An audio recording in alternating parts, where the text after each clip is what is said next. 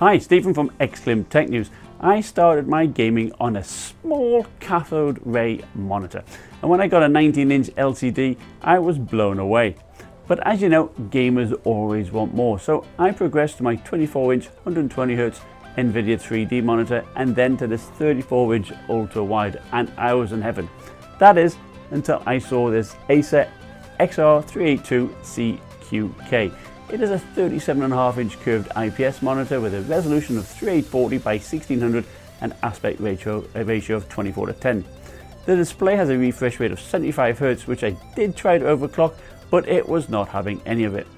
I bought a refurbished one and I expected it to be the HDR 1 millisecond response time model, but unfortunately it appears mine does not have HDR, so it may also have the just 5 millisecond response time. But either way, you can pick one up for about $1,000, and it makes my 34-inch monitor here look positively small. It does take up a big chunk of your desk though, so the aluminum stand is solid, it's stable, it's about 13 inches or 33 centimeters deep, and is 23 inches or 58 centimeters wide. Now it is VESA mount compatible, but accessibility to the ports is already difficult. They are recessed behind a plastic cover at the back, and the headings I find are quite difficult to make out. You have a headphone jack, a DisplayPort out, a USB-C port, DisplayPort in, HDMI 2.0, HDMI MHL 2.1 for connecting your phone, a Kensington lock, and the power jack. Getting access is tough, and the stand, to be honest, does get in the way. The monitor can be tilted backwards by about 35 degrees and also forward. Its height can also be adjusted up and down by 13 centimeters. This is really good, as it helps you not only find the right position should you share the monitor perhaps with other people, but it also gives you space under the monitor in case you have other things on your desk also. Now there is a handy cable pass-through slot to keep your wires nice and tidy. On the left hand side there are 4 buttons. The top one is the power button, and the rest are function buttons such as brightness control. At the bottom you'll notice there is a joystick which can be depressed to bring up the menu display.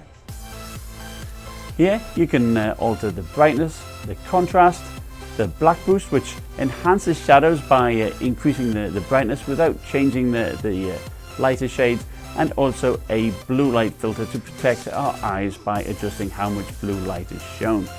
You can also alter the color temperature settings: blue light, user defined, cool, normal or warm, which is the default setting. You can alter the audio from the inbuilt 2 7-watt speakers, which are just adequate. In the gaming menu you can alter the overdrive setting and choose one of 3 aiming reticules.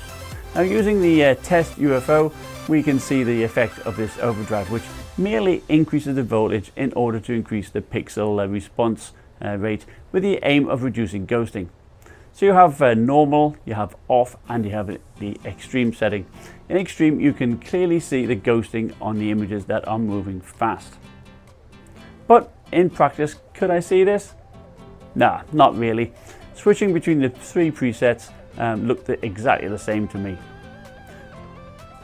Under the System tab, you can change the input video source and enable the daisy chain option. Now this is useful if you only have one video out on your PC, so you can hook up a second monitor using the DisplayPort out and attaching it to your second monitor. But unfortunately I could not get it to work on my 34-inch LCD here. All I could get was a lot of flickering. I tried both extended and clone mode, so I don't know what was going on there. But in the game modes, you can choose between action, racing, sports, eco, graphics and movie. And to be honest, all they seem to do is change the brightness.